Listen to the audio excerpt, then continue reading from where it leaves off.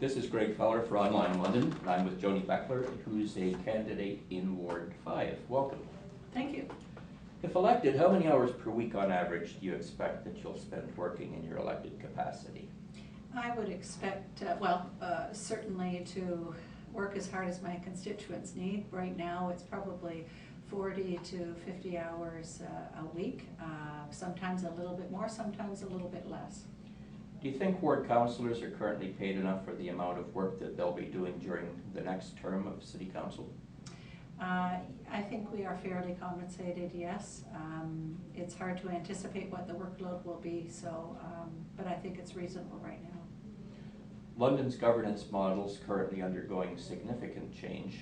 Of course, that includes elimination of Board of Control. Do you think that this will increase the necessity for ward councillors to inform themselves about issues outside of their own ward boundaries?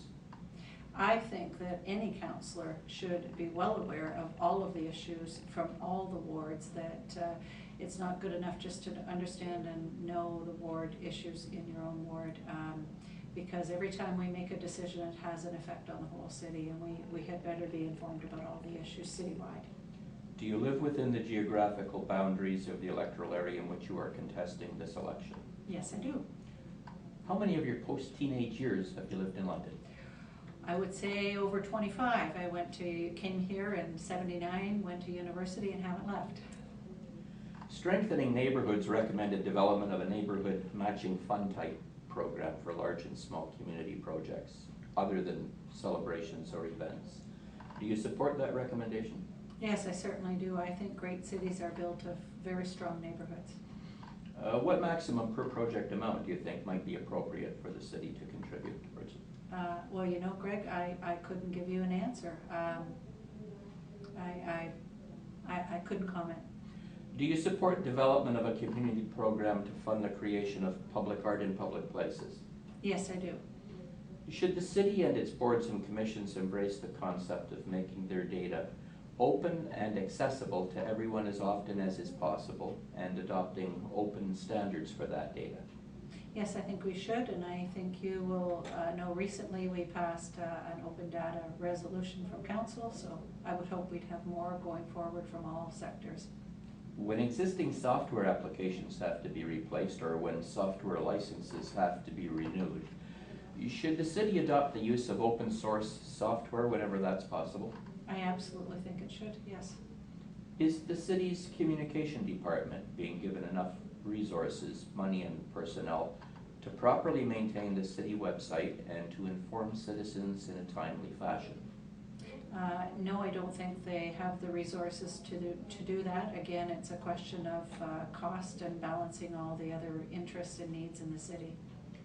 Should citizens be able to subscribe to subject-specific RSS feeds from City Hall in order to stay informed? Absolutely. Should citizens be able to download the agendas of upcoming public meetings, including advisory committee meetings, at least a week in advance? Yes. Despite the requirement of the Municipal Act that all City Hall meetings be public, except for specific reasons, it's been argued that they most often are not because of the inability of the public to hear what's being said. Do you support the adoption of a policy which mandates the use of microphones in all public meetings at City Hall? Yes, I do. I think keeping the public informed is one of our most important goals. Should the city be webcasting all of its public meetings? Yes, it should, and as a member of the Governance Task Force, I supported that recommendation. Should the city's boards and commissions be webcasting all of their public meetings? Yes, I think they should. Should chairpersons of public meetings at City Hall have to announce motions and amendments to motions and the number of votes for and against those motions so that the public can understand what's taking place? I think that would be very helpful, yes. Should London have an Auditor General? I voted in favor of an Auditor General. Should homeowners have to pay a percentage of the cost for the repair of damage to underground infrastructure on their own property that has been caused by city-owned trees? I would say yes. Yes, because the connection from the city road to their home is considered their own private drain connection. And it's hard to determine where clogs in those various drains are coming from, be they city tree or private property trees. Do you agree with the placemaking concept of neighborhood gateways? Absolutely. Should there be increased user representation on the London Transit Commission? Yes, I think there should. If the city's going to provide venture capital to businesses, should it be guaranteed a return on its investment in the event that those businesses become profitable? I'm just trying to think of all the possible venture capitals. I think yes, where we can, we should, yes. Should people be allowed to naturalize their lawns? Absolutely. Are London's pedestrians and pedestrian issues sufficiently represented at City Hall? No, they are not. The traffic and parking bylaw prohibits people from using any sidewalk for any purpose other than pedestrian traffic, except as specifically permitted. Should downtown patios, which consume most of the width of the public sidewalk, be permitted? Well, I think they have to be examined on a case-by-case basis. There are some sections of streets in downtown that have tremendous amount of traffic and other sections that don't have as much. So I can't say a blanket yes or no. I think you'd have to assess that based on the block and the amount of activity, pedestrian activity on the block. When closure of a public sidewalk for construction purposes takes place, what steps should be required to ensure that pedestrians are not forced out onto the roadway in a manner which puts them at risk? I think we need to try to assign a separate area along that section where individuals can walk that is not on the roadway.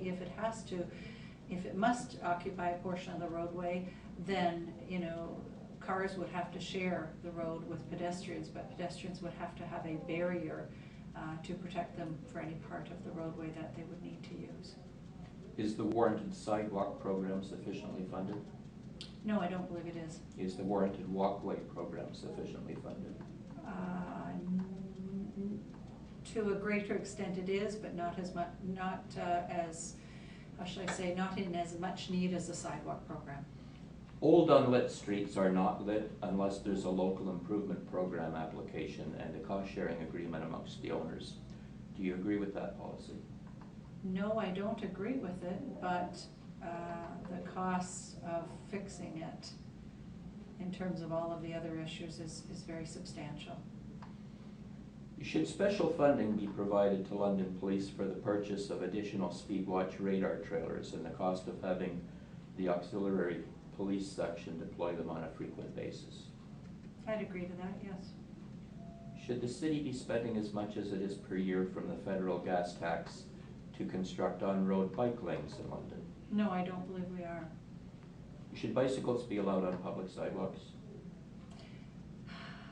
Well, I think that when you're a young child learning how to bike, that yes, I think you should be able to be on sidewalks.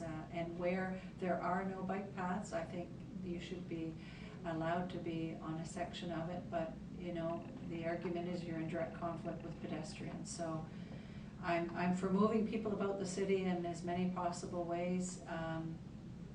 And when we don't have enough bike paths, hence here lies the conflict, or on cycling road lanes. Should persons in motorized wheelchairs and other mobility devices that are on the public sidewalk be obliged to yield for pedestrians? Yes. Should the city install more bike racks? Yes. Is theft of bikes an important issue? Yes. Do you have any suggestions about what might be done to combat the problem? Well, if we have more bike racks and people can fix their bikes properly, but I don't know. I don't have any suggestions. Is the city spending enough money to promote its web-based ride match service? No. Should there be dedicated and discounted carpool parking spaces on downtown streets and in city-owned lots? Yes. Should every signalized London intersection provide advanced left turns? No. Does the city currently provide sufficient funding for the community gardens program? I don't believe we do. Should all dogs have to be muzzled when they're not on their owner's property? No. Should dogs be allowed at community events? That's a tough one.